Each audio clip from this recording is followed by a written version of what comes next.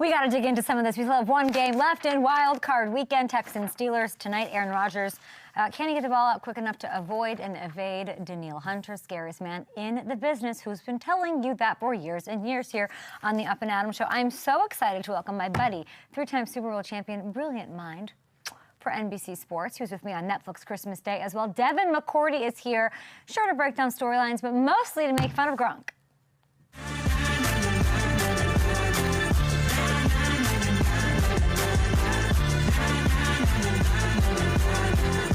What are we going to talk about today? So much to get to.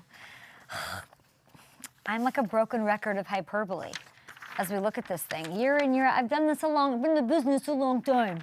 This was probably the best playoff wildcard weekend I can remember. There's so much parity. Some of the, oh man, I do feel for the Panthers and the Jags. They tried so hard, and it was such incredible games. Chargers, a little less. But we're going to get into some football here and take a look at this slate. I don't know why my doc isn't working. If somebody can email me that'd be great. Let's do this. Thank you, guys. Divisional round. First time ever we had 4 separate games. Let's go up, please. Other way, other way. Thank you. For the first time ever, we had 4 separate games that were decided by 4 points or fewer. I hate the name of this playoff round. It's the throwdown round. Court chain, let's make that. Let's cut it out. Maybe put an X over it and put throwdown round going forward, because I just think it sounds like golf, and golf can be, you know. Let's see. Bills, Broncos, Niners, Seahawks Saturday. Buffalo favored on the road, by the way. Then Sunday, we're getting Rams, Bears, Patriots hosting whoever wins tonight's game between the Texans and the Steelers. Okay.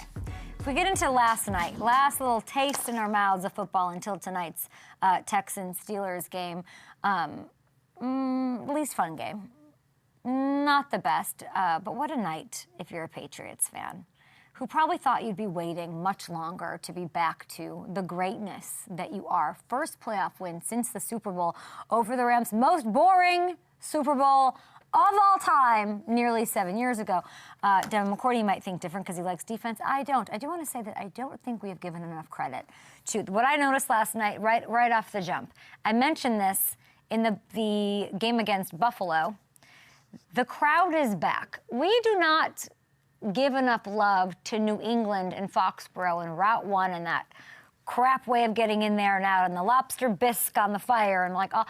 The Patriots have a home field advantage, people, and it really, really matters. And this is something that I haven't seen or felt from them since the Brady years. Gillette was rocking. We had the silver bullet. I don't have a photo of him. We'll get to that later, I guess. I feel like New England's home field advantage never gets talked about the way we talk about places like Seattle or Denver or Buffalo, but it probably isn't a tougher environment to go into, okay? And it clearly played a role last night. We saw all this confusion from the Chargers offense throughout the game, and we had kind of heard throughout the week that part of the reason the Chargers were comfortable resting guys in Week 18 was because the Pats were their preferred matchup. And it might not have been the Patriots' sharpest performance, but they're lucky Justin Herbert was able to survive that just to be made fun of or doubted for his clutchness today and all morning, I'm sure, everywhere. I haven't seen what everybody's saying or what the discourse is on my friend Justin Herbert, but it was his playoff performances, for whatever reason, I'm sure context matters, but 4 interceptions and a lead that you blow your first playoff lick, and then this. It's not great. It's not great. Not a great morning for those people who want to say vehemently that he is this clutch, great guy. He's got all the talent, all the tools in the world. It's got to show up in these big moments. I don't know what the offensive line. Sure, they're outperforming, absolutely, but in these huge games, I mean, this is like a physical beatdown. Christian Gonzalez, I'm sure Devin McCourty is going to want to talk about it. He didn't allow a catch.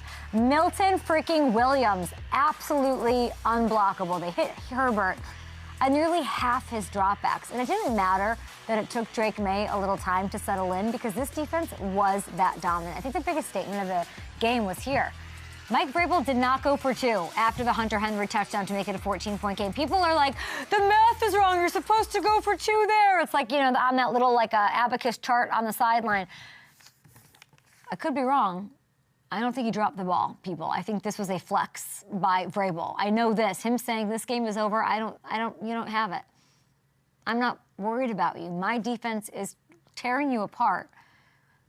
And I know we're going to shut you down, no matter what. It doesn't matter.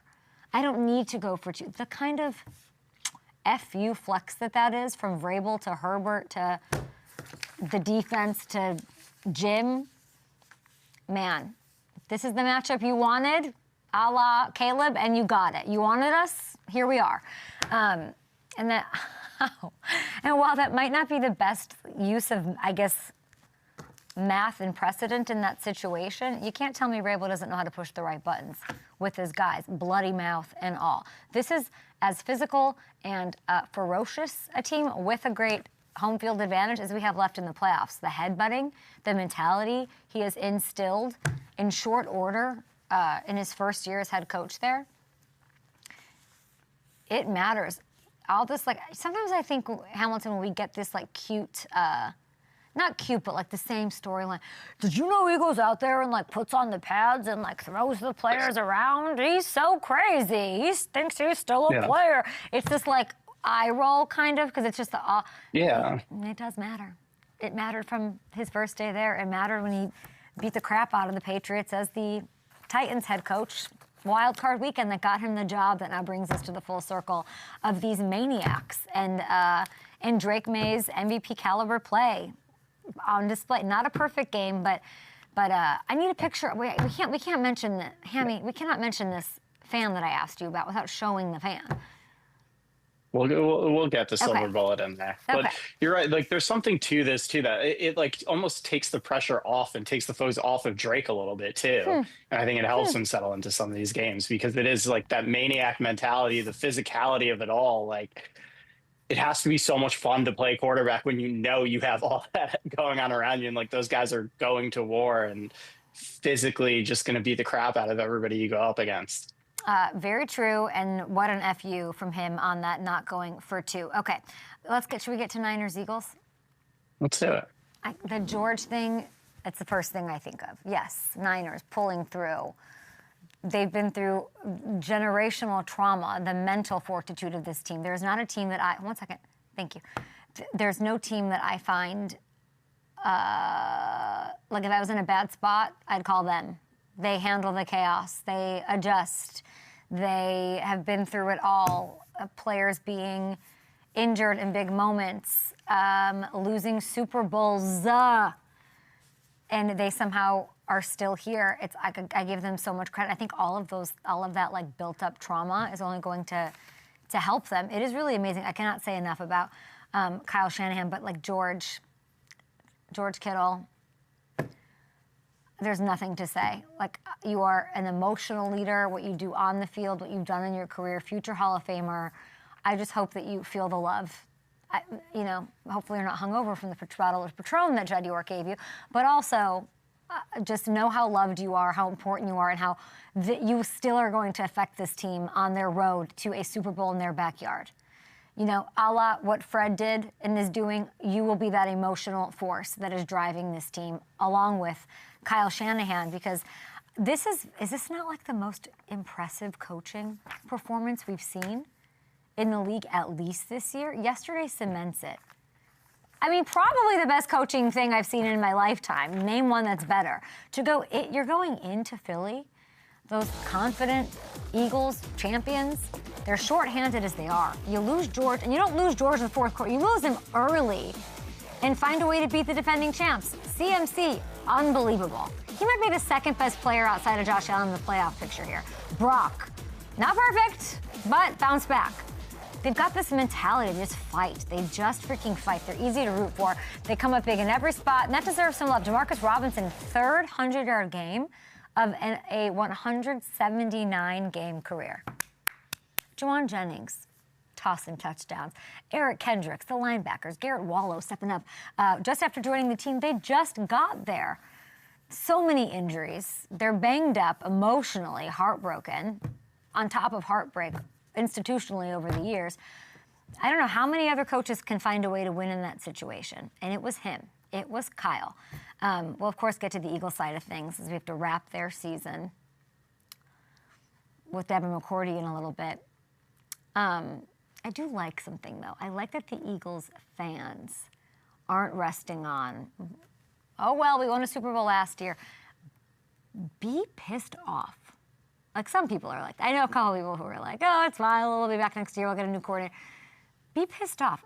This does have a chance to be a dynasty. That's what's at risk here, right? You have to manage everything very correctly. A lot of hot offensive names flying around in the ether. But once the dust settles on all of these coaching vacancies, and there are many, and maybe there's not more, LaFleur reportedly keeping his gig as of this morning, you got to reel them in. And why would you not want to be part of the Eagles and that culture? Like, they'll get a great one and get this thing where it needs to be, which is not where it was yesterday and really not where it was all season. It's a circle of life with the Eagles right now. Super Bowl run, lose your OC, have a down year, then get poached, and then hire another great one and make another Super Bowl run. So we're in this down part of that cycle, if you believe in that. And they're in the midst of this window right now, if they can make the right moves this offseason, to be right back on top of the NFC. Hammy, really quick, if they were to part ways with Patullo, which would be understandable, it hasn't happened, we don't want to take somebody's job away. Are there any, like, Dynamo names out there that you like? Sorry to put you on the spot.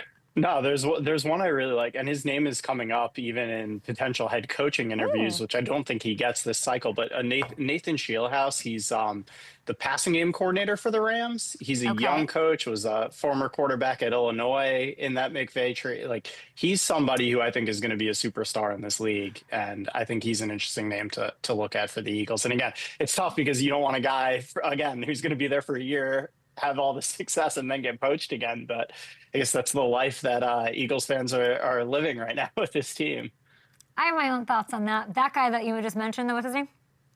Nathan Shieldhouse. I don't know if he's going to get the gig after what the Bears do to him this week in Chicago. I'll say this, we should just make an entire like Instagram reel about my obsession of Caleb Williams. Like, I'm so deep into when is the last time you've seen me be a fan of someone like this? It's actually, like, kind of gross. I don't think ever. Yeah. I don't know that it's happened. Yeah. I have, like, reverence, but I'll get in a fight with you in a parking lot about Caleb Williams. We had somebody chirping about his hype reel, how he puts up a hype reel. Don't even try. Don't even try to come at Caleb for his bravado, his confidence, the way he is. Well documented, I could not love him more. The cheese grating, fine, whatever. The Lil Wayne trolling is a 10 out of 10. I love him. I love seeing him soak up every moment. There's something I recognize or something about it. Like, I would be that way if I was him, if I was that brilliant. Okay? If I would be much worse. Not that I'm even saying that it's bad. I like what he's doing and it works for him, but so few quarterbacks do it, and I just don't know why. I love everything about it. And while I can go into all of the extracurriculars and all the other things that I'm obsessed with, I cannot get out of my head the 4th and 8. I cannot. And I'm sure everyone else in Chicago is right there with me. It is this right here.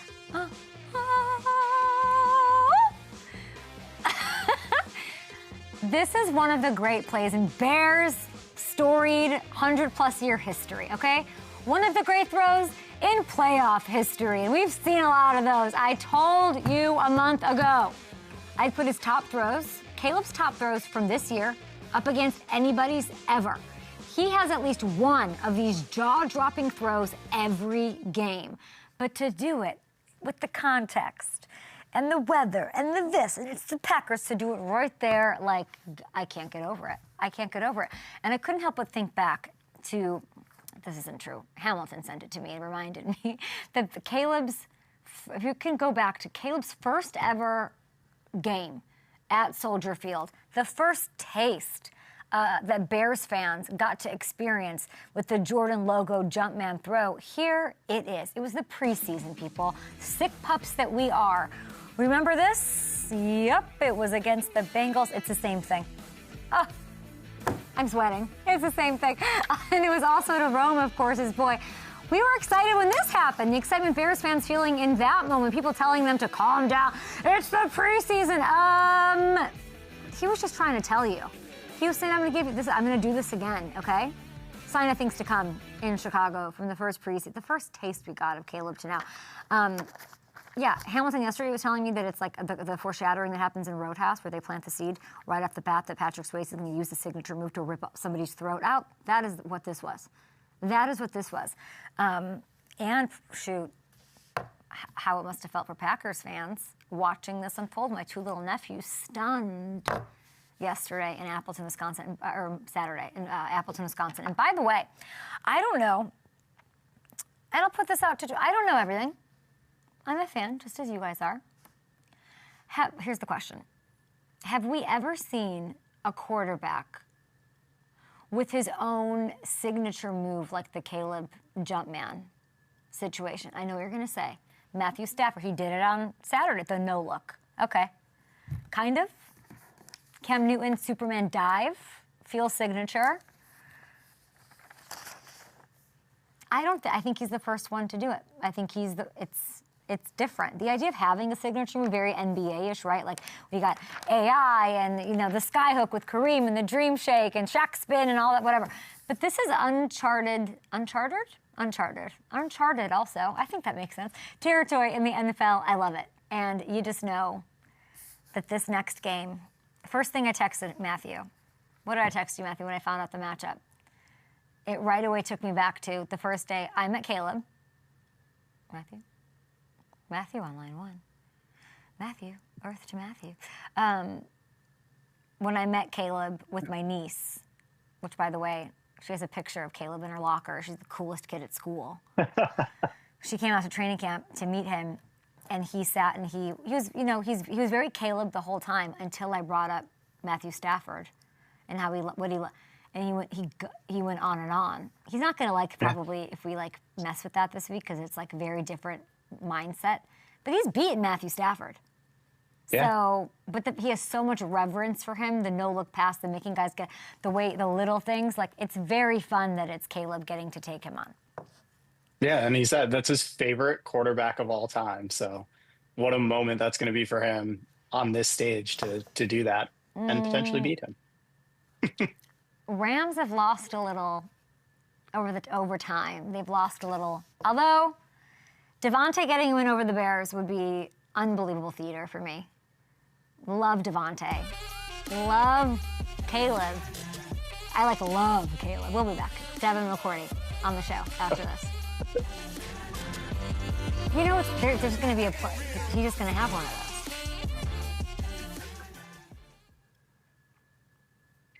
He refuses. No. Something's going on with Caleb where he's like, or gone on. He doesn't want to be complimented.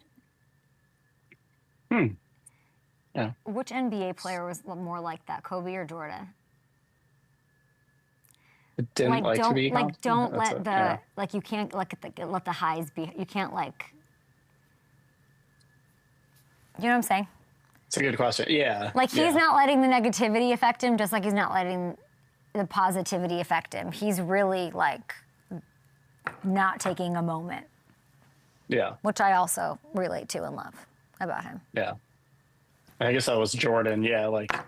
They were winning 70 games left and right, winning the NBA championship every year, and just, that hunger never went away. Texans Obviously, Steelers tonight. A lot of work to do to get to that point, but yeah. James Cook couldn't score a touchdown. Josh had to steal them all. We had to just tush push. Yeah. I'm watching get me that. started. I know. Hamilton was trying to get me to needle.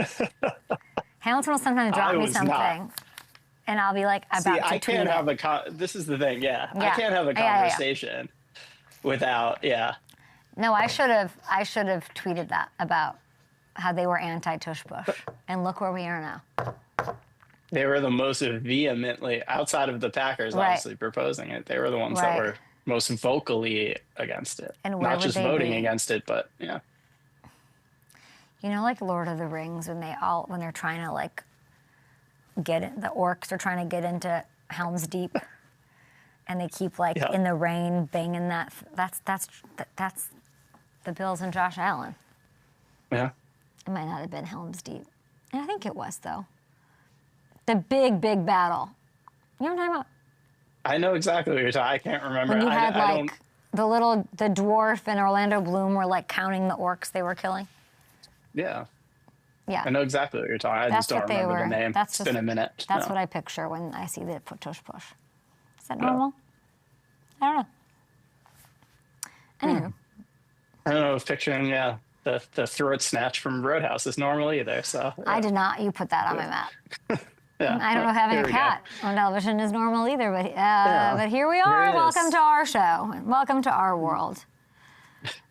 He was late today. Usually shows up for the A block. Yeah. This game was absolute last night. Do we really have to start with it? I guess we should. Let him take a victory lap. Yeah. Have to. Do you have a picture of that guy? Put that here for him. Play pass. Oh, picked up on Henley. Twists him. Hands up. Henry's got it to the end zone. Touchdown, New England against his old team in the playoffs. Devin, the crowd.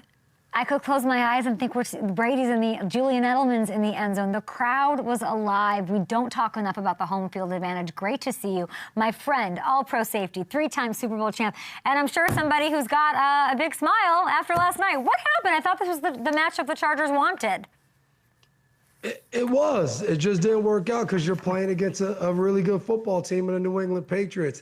I mean, and can we give Hunter Henry some credit? He scored like 4 times on that play this year. I texted him after the game. I was like, hey, don't you even think about retiring anytime soon. You got like a good 5 to 6 years left in you. So it was fun watching. And like you said, that crowd, when it's go time and you're playing well, they're the best out there. And, you know, they have high standards over there in New England. And the crowd and the fans, they hold you to it. It hasn't been that loud. It really, I mean, I've been to games up there since you played, and it's like, but there was no reason. It just really takes me back to when I lived up there, and I would see it. I mean, we even had the silver bullet guy. This guy does, by the way, I need his skincare secrets. This is Keith Burchall. I mean, this guy, this is the guy. This represents everything up there and the madness that will ensue throughout the playoffs. What do you know about this guy? He was all over our pregame show where they talked about the new generation not witnessing Patriot wins. Like, my kids woke up today and they were like, did the Patriots win? Did the Patriots win? I was like, guys, it's back in the day. Yeah, wake up expecting the Patriots to win. We're like, you're headed to San Francisco. They'll be in the Super Bowl. That's what everybody in New England's thinking now. And again, I think the way they won last night reminded me of the old Patriots of it's playoffs. We don't care how. We just find a way. The defense was one of the worst defenses in the red zone all year. They shut the Chargers out in the red zone last night. It was incredible to see how the playoffs and the regular season, how everybody wants to talk about all of that. Mm-hmm. And it comes down to one game and who executes and who's more prepared. And last night, it looks like New England was more prepared. You don't let your kids stay up for the playoffs? I was at work. That's all up to my wife. I said, hey, do whatever you can handle, you know, don't blame it on me.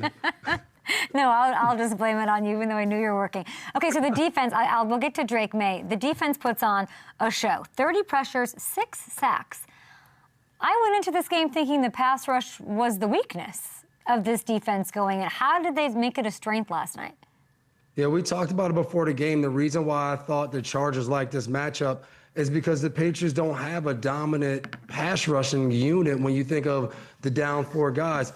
But right at the end, I said, but I think New England's going to switch it up and they're going to be aggressive in this game and they're going to send pressure and they're going to make sure Herbert doesn't get comfortable. And that's exactly what they did. It was blitzing DBs. Marcus Jones blitzed a couple times. Craig Woodson came off the edge. And then having Milton Williams back, he was a problem in the middle of that pocket all night.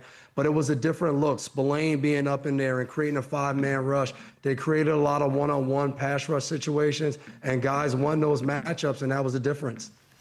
Drake May gets his, you can champion a quarterback and love what he's doing. He can put together an MVP career, but you never really know until the playoffs. Like, what's this going to look like? What's the playoff debut? It wasn't gorgeous in the first half. What changed in the second half?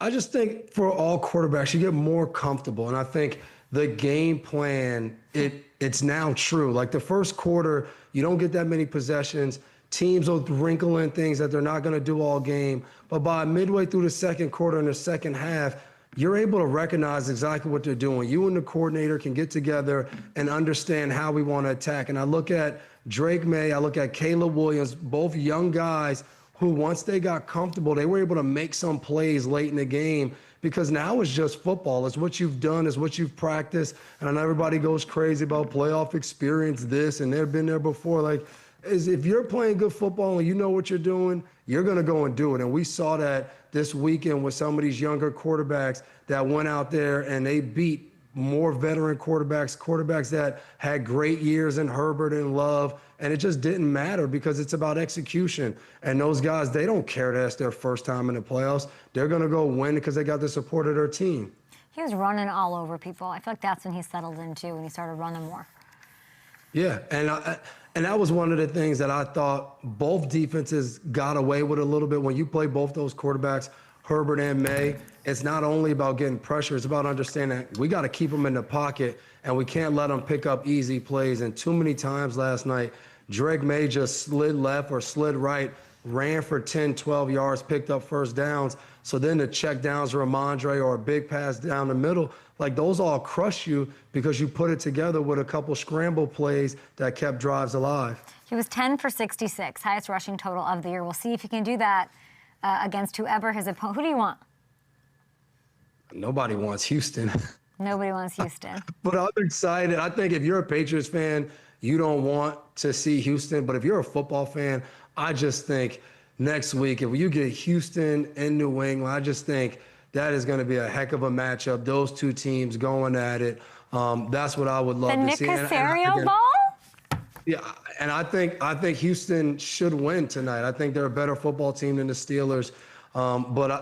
Look, we saw San Fran go to Philly and beat Philly, so it's not as easy as this team's better on paper. But I expect to see Houston and New England for a heck of a divisional matchup. Okay, Golden Globes were last night. You were working. You didn't see. I'm going to ask you some quick little NFL Wildcard Weekend awards in honor of those. Who are the most acclaimed performance Wildcard Weekend? Like, who were you most impressed by? Oh, it was the guy you were over here going crazy about. It was Caleb Williams. To not play particularly well in a playoff game and to be down 21-3 at one point and to just be like, yeah, we'll be all right. We'll get it together. Like, there was just no panic, no anything. And he just delivered. And I think we've seen these plays since he's been in the NFL. And I was just so shocked last year when people were like, he's a bust. And I was like, are you watching the incredible plays that only he can make?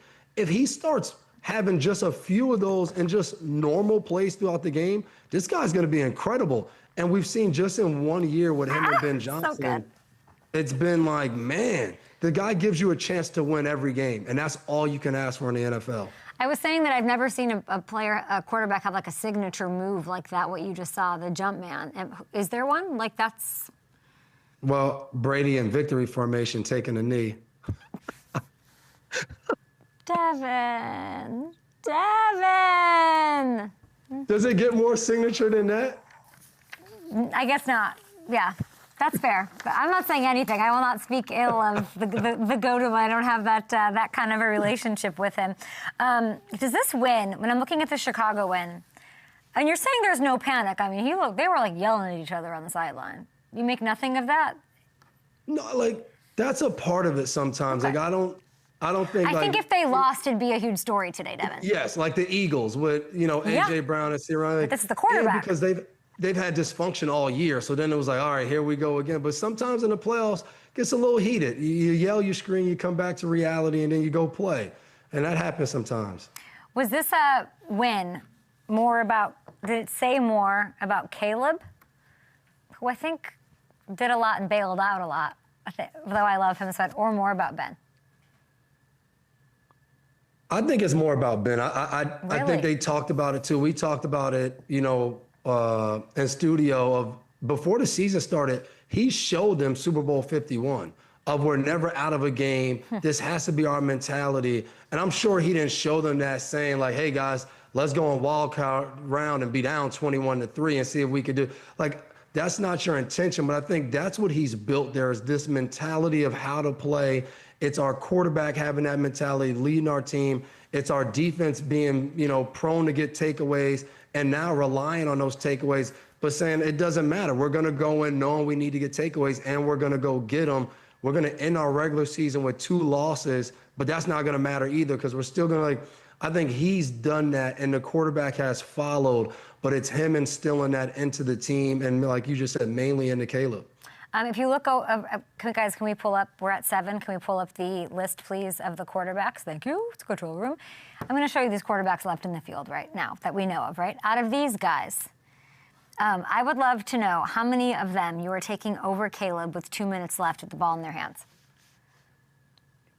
That I'm definitely taking. I'm taking the legend on there, Josh Allen, for sure. And I'm taking Matthew Stafford.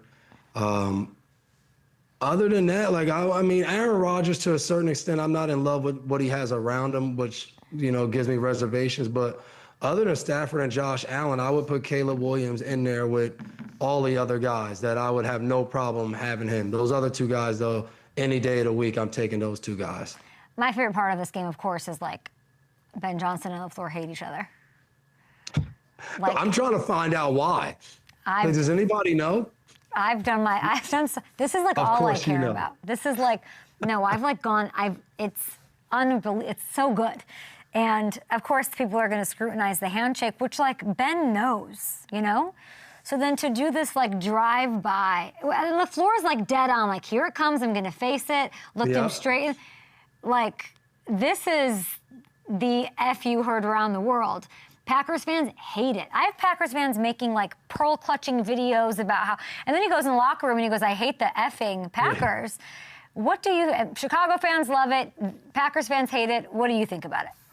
It is what it is. It's a divisional team that you're playing. When the Jets beat us in 2010, we knew the last thing you want to do is lose to Rex Ryan and the Jets because you were going to hear about it. And like you just said, that look LaFleur had was the last thing I wanted to do was lose to this guy. And then the other angle, Ben Johnson was screaming as he was going over there in excitement. It's just sometimes you don't like the other team. And there's a hatred that comes a part of playing football. That's a competitive edge to it. I've never minded that. It's a known fact. You guys don't like each other, so then the teams won't like each other. And when you meet up in the playoffs, it's even worse because both teams, it doesn't matter on seedings. You just don't want to lose to the other one. And when you lose, you got to eat it and wait till next season. Schefter is saying that the Packers and LaFleur expected to work out some sort of an extension in the coming days. 7th year there, another trip to the playoffs, another one and done. This one, an insane comeback. Do you think that's the right move to keep LaFleur as the head coach? I think the thing is everyone gets emotional and makes these decisions on, man, they had another lead, they should have won, but it's but who's next? So everybody kept saying, I think this is only a thing because of Harbaugh. And I was but Harbaugh blew more 10-point leads in the 4th quarter than any coach this year. So how does that make sense? So I think everything comes down to who's the next guys you have in mind to come coach your football team, and are they better than the current coach you have? If you feel that there are guys out there that give you a better chance, then yeah, you make this move. But I don't think you make this move just because you're man, we should have won that game and we didn't. Now we're just going to fire Matt LaFleur and go. No, if he still gives you the best chance to win with a healthy Michael Parsons and a full off season with everybody, then you go and you say, you know what, we're going to run this back and we're going to try to do it a little bit better next year, add a few pieces and go from there. But I just think sometimes teams get too trigger happy and they blow it all up and they just rinse and repeat, the next 2 to 3 years. But then you see a Liam Cohen, and then you lose to a first-year head coach named Ben Johnson. And then you see what Vrabel's doing in his first year as head coach up there in New England, and you think why are we wasting time here? We have Jordan Love, it's right here, and that's kind of the trigger happiness you're talking about is seeing what we've seen in these playoffs, you know? Yeah, and I think last year, though, I think there was a sweet spot of some guys that were like, gotta have it coaches. Ben Johnson was a guy that I think teams were like, we gotta have him. And I think Mike Vrabel was hey, we gotta have him. Liam Cohen was a little later. I won't say that everyone knew that right away, but there were some like candidates out there that, you know, you look at New England, they fired Gerard Mayo, was a first-year coach. I think because it was like, if we could get Mike Vrabel, we think that's the guy. I think the Raiders, moving on from Antonio Pierce, their first shot that they shot was at Ben Johnson. They wanted Ben Johnson. So I think you just got to know, because like you just said, when you do move on, like the Raiders did, now you end up and you're back here again saying, man, we got to get it right now because you moved on so fast. And you didn't get the guy that you wanted because he wasn't in love with what you had going on there. So I think the Packers are unique. If they do move on, which it doesn't look like it, they have a great situation. If you had an eye on a certain coach, I think that coach would love going to Green Bay and coaching that football team. Bills get a win over the Jags. Here's my question. Josh is beloved for all the right reasons. Best player in the National Football League. I think there's this idea of like, if you're a Buffalo fan, you're like, he puts his body on the line. Like he does that for us, for this team, for like he's Superman in that way of like he's sacrificing almost in a way, like his body in all these ways. The injuries kept adding up. We haven't seen them like take their toll with Josh. We think he's Superman, literally like above reproach on that. But it did feel like the injuries were starting to matter yesterday. I'm so curious, can he keep this up for 3 more games? Yeah, the guy's incredible. Like, I played against him. I played against him, and there were some hits he took. We knocked him out of a game one time, and just like he came back, no hesitation. Like you just said, those injuries and the beatings he was taking were adding up. But then how does the game end? Crazy. It ends on a tush push where he's carrying people into the end zone, ball in his hands. Like, that's what he wants. Like, he lives for these moments. And I tell you, no matter how beat up he feels, the other team is way more concerned about playing against him and the damage he'll do than he's worried about them. Like, he just has that talent. He has a mentality. Like, I hated playing against him when we played him. As much fun as it was when you won, but at the end of my career where he was like, damn, like, we just can't get past this guy. He's incredible. And, you know, he's the sole reason why Buffalo won yesterday. He's the sole reason why they're going to continue to show up. If they're going to win, it's going to be because of him. And, like, he has no problem doing that. He's delivered in these playoffs year after year, and he just always shows up. It's incredible to watch. I'm looking at, he's the best player. I'm looking at, let's see. I'm looking at who do they have? They opened their road favorites. Okay, Broncos. Okay, 1.5. Gosh, I forgot about that. They got the Broncos. What a defense to have to go against, right? Yeah, and then I know that they'll bring it. Dev, you can push against anybody, right? That's the whole thing. Like, it's unstoppable. Can the Bills push in the 17 million yard fashion that they did effectively against can they do that against the Broncos? I think Josh will find some ways to have some success against Denver. It's going to be tough. Denver's defense is good. I think the key is going to be how Buffalo's defense plays. Like, they were aggressive against Jacksonville. They were running to go make plays. Like, you saw Bosa was flying off the edge early in the game. It was like, man, he missed the read on there. They ran it, but it was just like, we're going out swinging and we're going to go. And I think if they can do that and they can, you know, really get after this Denver offense, then it becomes one of those games where it's a 1-score game late. And like you just asked me, if it's a 1-score game late and Josh Allen has the ball, I'm picking Buffalo. I just think he can do that. Like, all of their bad playoff losses, like, we've had moments where it's just like, man, if the defense could have just got one more stop, they probably would have won. Like, he's had so many of those moments. So I think if they can play well enough to make it, hey, we're going to get Josh the ball and he's going to have a chance to go win it, then I think they could walk away with a win in Denver. I think that, you know, the defense was the most impressive thing. I know everyone loves Josh, but their defensive game plan, can you talk a little bit? I hate the narrative. I think because I like a lot of the Bills players, that it's just Josh. I think he's, like, so great and so amazing, but, like, James Cook, leading rusher. Let's relax. the defensive game plan probably impressed me most. What'd you make of it? Yeah, and like we got to be honest here. The defense hasn't shown up on the regular for this team. And they're going against Jacksonville, where I think coming in, I'm like, man, Jacksonville's going to run the heck out of the ball. And this defense is going to struggle. Now, they let up over 150 yards rushing, but it's the turnovers. It's getting after Trevor Lawrence. It's applying pressure. They tipped down like 3 or 4 balls at the line of scrimmage.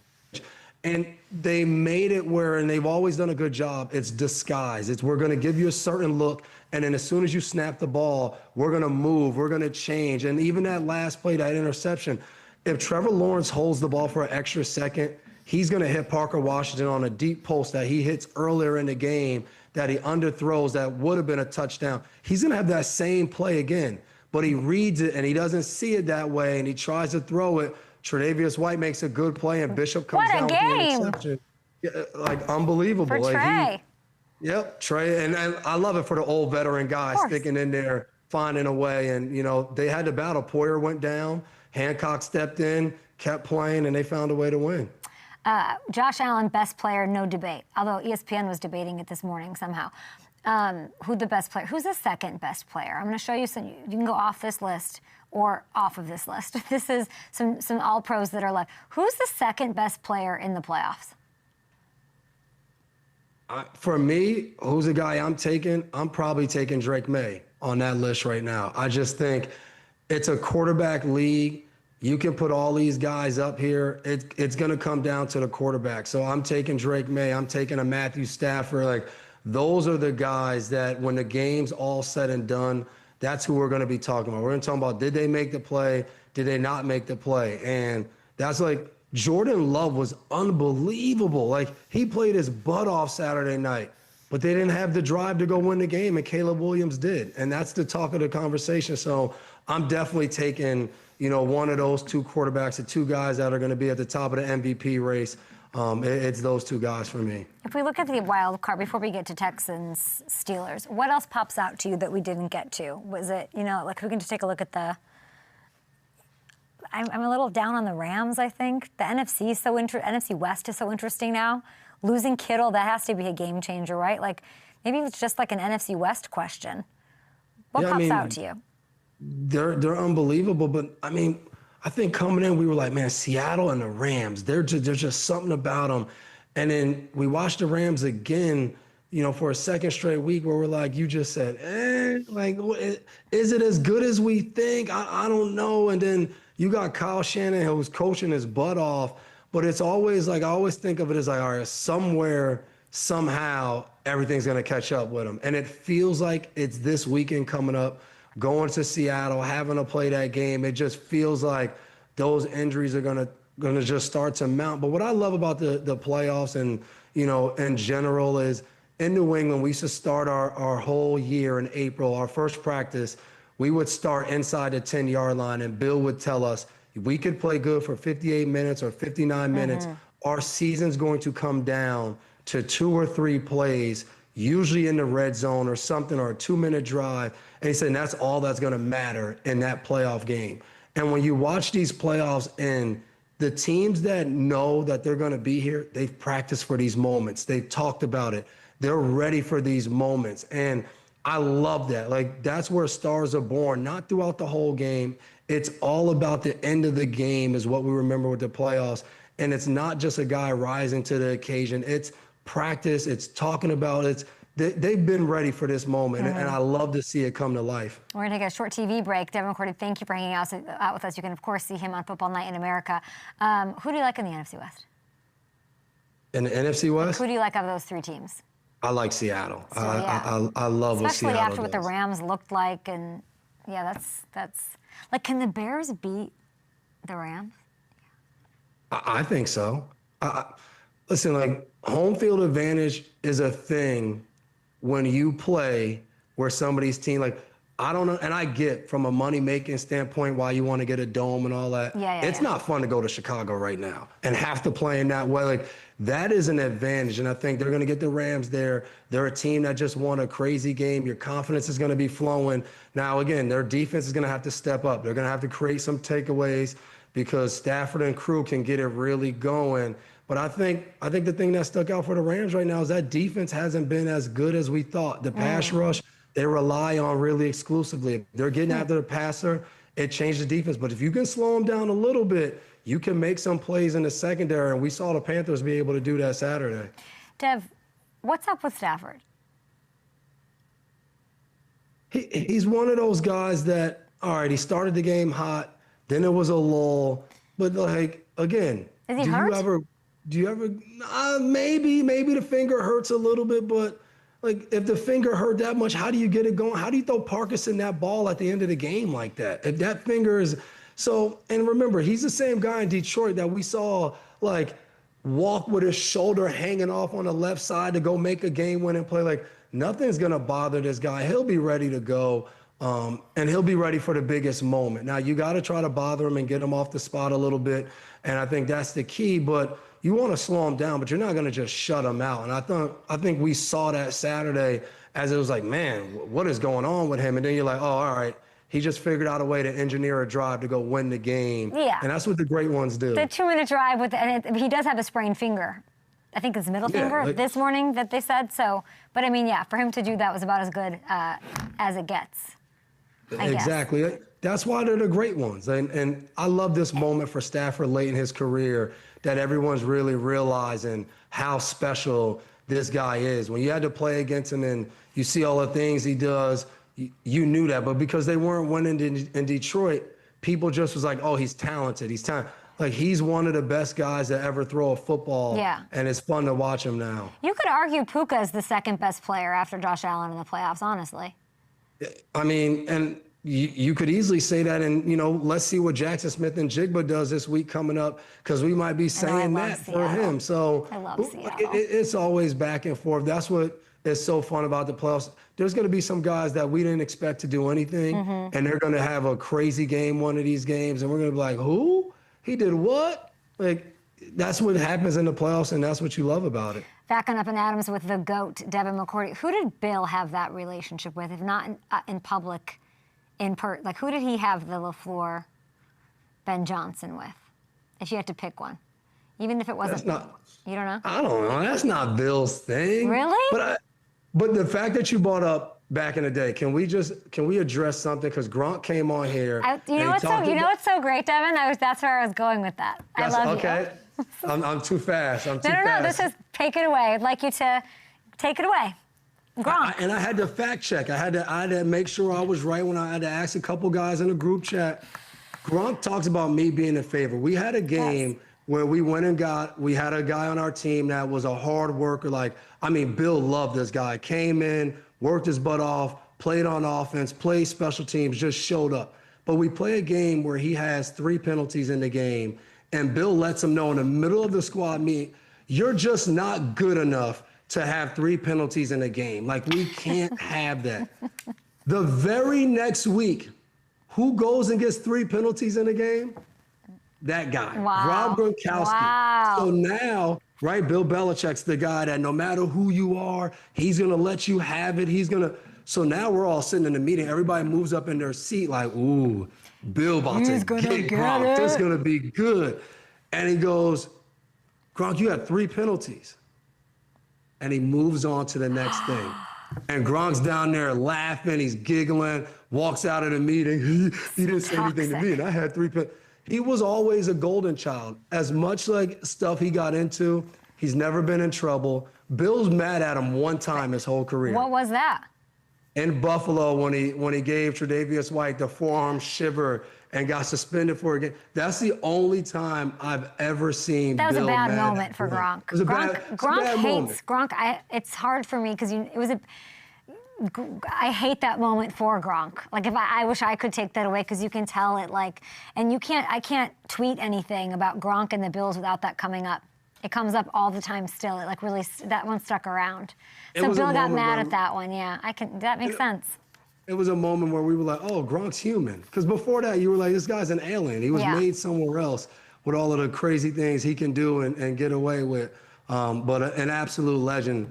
I love that I get to tell my kids, I was drafted around before Rob Gronkowski, no matter how great the future Hall of Famer is. I think that this will be a, Jordan LeBron argument for the rest of time. Who is the favorite, Devin McCourty or Rob Gronkowski? What does that make Tom? If you two are co-teachers' pets, what does that make Tom? Well, Tom's the favorite that no one wants to talk about. Like, he's the one that the dad loved the most, so he got on the most because he knew how special he was. Like, that's Tom. And then Tom would always go to our captain's meetings and be like, hey, you guys got to ask Bill, because if I ask him, he's not going to do it. And we'd be like, Tom, if you don't stop. Don't you think he's right, though? I think he was right. No, he's the oldest. He's the favorite. It just got showed in different ways. They had a special bond that nobody else understood. You just broke it down pretty well. Last one for you. We've got Steelers-Texans tonight. Winner takes on your Patriots. Houston, 3-point favorite on the road. Where does this wild card game get won? Pittsburgh's defense. We know what we're getting from Pittsburgh on offense against Houston's defense. It's going to be a struggle. They're going to have to find different ways, put together maybe 2 or 3 drives, try to get to 17 points or 13 points, something like that. But can Pittsburgh's defense be dominant against Houston's offense? Houston's offense has been okay at times. I think one of the keys for Houston's offense are the big plays. If they can create big plays either down the field in the pass game or Woody Marks breaks a run, Nico Collins gets deep, like that has been the difference for them scoring points. But I think if Pittsburgh can make it where they get after them, the pass rush is there, they stop the run, I think Pittsburgh can have a shot. Now, I think that's going to be hard for them to do, but you have a veteran team. They've been there before. And I think that defense at this point now is like, if we just give Aaron Rodgers a chance, he can still go win football games. And I'm sure they'll be happy to have DK Metcalf back out there to have a matchup that you actually like. And I know Stingley Jr. is a problem, and he's a really good player with Lassiter. But like, you're gonna need a DK if you're gonna want to throw against these guys on Houston.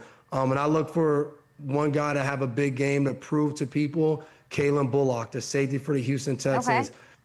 I think he was a first-team All-Pro type of player this year at the free safety position.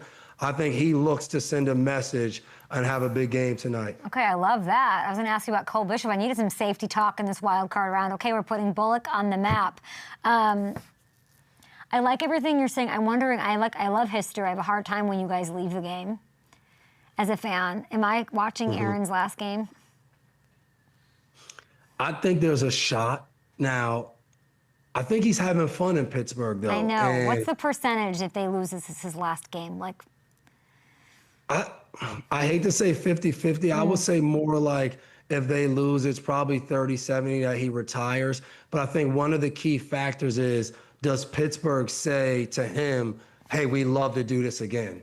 Because I think if that's on the table, I think there's a higher chance he comes back. Now, if Pittsburgh says, hey, like, there's a shot we might want you back, but we're going to look elsewhere first and we're going to try, I think then he definitely goes into retirement. But I think if they win a season, if they lose and they come to him in a week and they say, hey, we want to give you time, but we want you to know if you want to play, we want you back here, then I think he comes back if he hears that. What if Minnesota's on the table, though, this time around? Woo! Decisions. That is a big decision. Throwing to Justin Jefferson to make anybody. Aaron's watching the TV wherever he's seeing Justin Jefferson in every commercial. He's like, that would be kind of nice to throw to him, though. Yeah, nothing exactly. against DK. Short break here. I do want to tell you, Christian Gonzalez in concussion protocol. He's in doubt. That's so interesting because usually they throw away concussions in the playoffs. What do you... On that note, Devin McCourty, love you so much. Appreciate having you, and we'll see who takes on the Patriots down the stretch. You're the absolute best. Thank you. I love being on with a legend like Kay Adams. I appreciate you. the Oh, you are the teacher's pet. We love it. He's the greatest. That's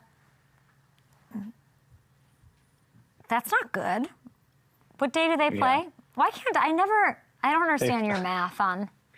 They play on. They're gonna play Sunday. Yeah. Cal, let's get you to that game. No, we'll do it tomorrow. We have tons of space, right? We can. It's fine. I guess. Or we don't. I don't want to do it now. I think we could still do it at some point. We'll see. We'll see what the vibe is. I think we need. What's Wednesday? Who's on Wednesday? We have Gronk, and then we'll, yeah. I just heard who we're getting on the show, and I'm so excited. I was just going to add to the anti-Chicago sentiment of my life. I have so many Bears, like people from my hometown just being like, what do we do? What is this? It's like, Chicago, you were born to do this. You were born to like yuck it up, live it up. Yeah.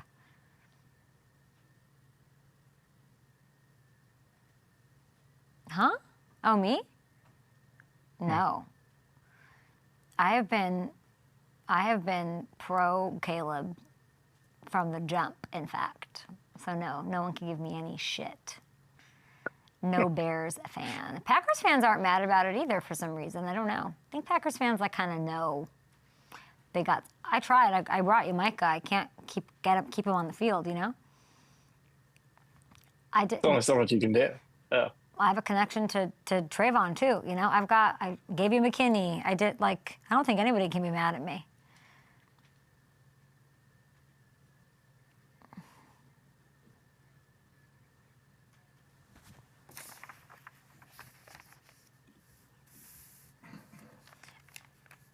Okay. And we got Bussin and Alex Smith tomorrow. I think I'm going to see Tom tomorrow. I'm trying to think of like what I can get out of him for Devin and Gronk. There's a chance. Welcome back. Here you have it. This is a look at the 2026 NFL playoffs. We, of course, are awaiting who defeats who. The Texans' crazy defense up against the experience and really the mental wherewithal of Aaron Rodgers to say, screw your pass rush. I'm not afraid. I'm going to get the ball out of my hand so quick you're not going to touch me. We'll see what happens in that one. We'll be back tomorrow. Bussin' with the boys on the show. Great guests. Great January here on the Up and Adam Show. Be safe. Let's go.